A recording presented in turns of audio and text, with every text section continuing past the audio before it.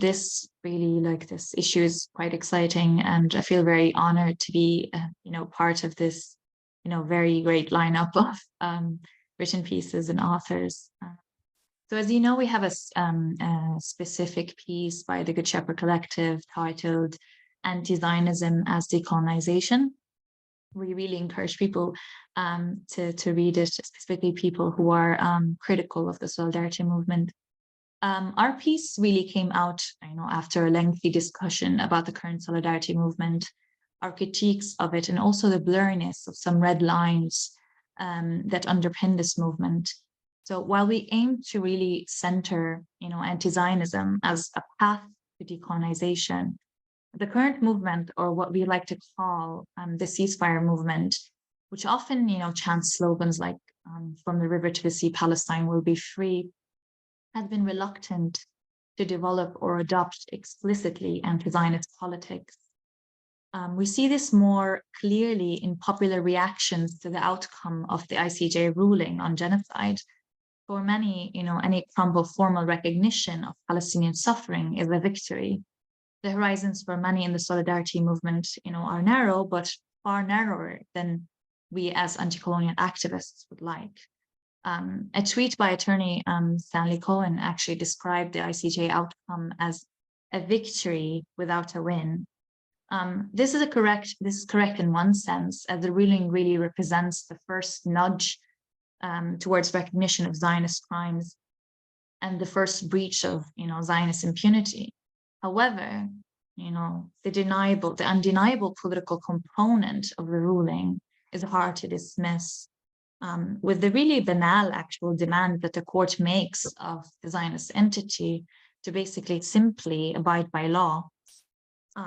So one of the very prominent observations from Palestinians and allies has been, the note on the direct demand that the ICJ has made towards Hamas, basically to release the hostages.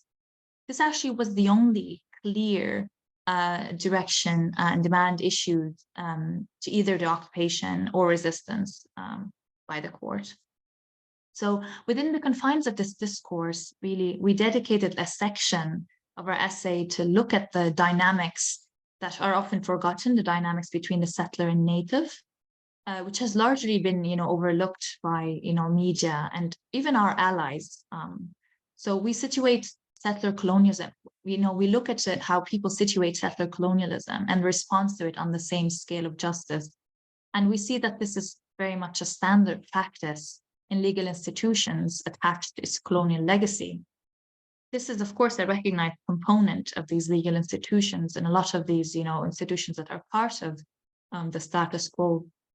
But we still expect much more from the solidarity community that declares itself both pro-Palestinian and a torchbearer of Palestinian liberation.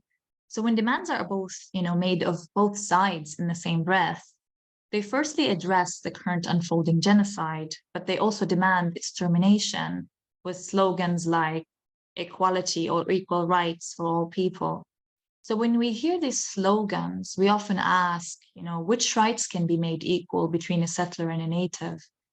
So we argue that this is simply, and we say this in our piece, this is simply their version of all lives matter. What they do really is they disregard the reality that a settler can never become a native and contend that Palestinians should simply disregard the political and material demands of decolonization, like what Louis has already said, and that they believe that we can simply disrupt inequality within this violent system. The organizations, often NGOs, they center apartheid as their diagnosis of the Palestinian question. They often actually do betray decolonization for such slogans on equality. So that's why when we say, anti-Zionists or those that profess anti-Zionism, they cannot both denounce settler colonialism and Zionism and center advocacy on the claim that settlers have equal, immutable rights. For the indigenous Palestinians, anything really short of the question of land back and right of return is not really worthy to dwell on. So, and this legacy really of imposing solutions and answers to the question of Palestine really persists anyway. And And it's mostly in the manner that is most comfortable with these professional NGOs' miscalculated principles. And this is very true, actually, of solidarity movement that still refuse until today to subscribe to anti-Zionism for the sake of this sort of subservient respectability politics. And we believe it's really cognitive dissonance to believe you can call yourself an ally with the Palestinians that flirt with elements of Zionism, like the two-state solution or both-sidism, as we, analysis of the Al-Aqsa flood that is both-sidist as well has been, part of the problem. And this is more repulsively so, we believe, because of this enduring genocide. We are experiencing the most brutal elements of Zionism, and yet, seemingly maybe not worthy of a firm position from these institutions against Zionism. Therefore, when we claim, for those who claim to be allies that find themselves uncomfortable with resistance, for example, like Louis was, talking, like resistance by Houthis or by Palestinians in Gaza or Palestinians in general, we ask really for people to sit with this discomfort that, Palestinian suffering is really not a tragic performance to sit back, watch, and normalize. It is an active dereliction imposed in this racially and, colonially divided world. And I've read this morning this piece by Maryam Massoud in a Fikra magazine, and she wrote brilliantly about civility politics. And I quote, start of quote, "I will not carry the labor of," in the words of Toni Morrison, "making our subjugation palatable to those in a position to alleviate it. That our own words are contingent on the feelings of the reader from the global north is a testament to the colonial vestiges in not only our thinking, but our very being. If to be unpalatable is an act of violence, so be it. Let our books be violent, our stories, our speeches, our classroom discussions. Let us isolate some people. Let us force people to question the hierarchies that privilege them. Let us be violent in our confidence in academic and professional settings, etc., etc., end of quote. Therefore, when we profess our anti-Zionism, it really requires more than political organizing that is targeted at those intentionally, maintaining these, white supremacy, imperialism, capitalism through Zionism.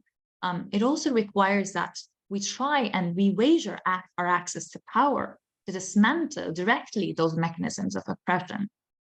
And we write in our piece specifically, and I quote, that we must stop betting on the longevity of Zionism. So what we argue really to be bold solidarity here today is one that demands most from ourselves, our institutions, and the world we live in. We must not celebrate half measures, attempts to humanize Palestinians, and the legal proceedings that come with it as victories.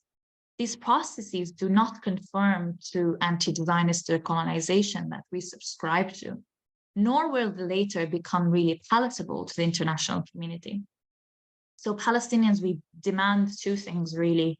We demand bold anti-Zionist solidarity, and we demand solidarity that celebrates resistance. And any inch, we all come collectively closer to Palestinian liberation. And I leave it at that. Thank you. I'm Michael Hudson. I'm appearing here for the International Manifesto Group.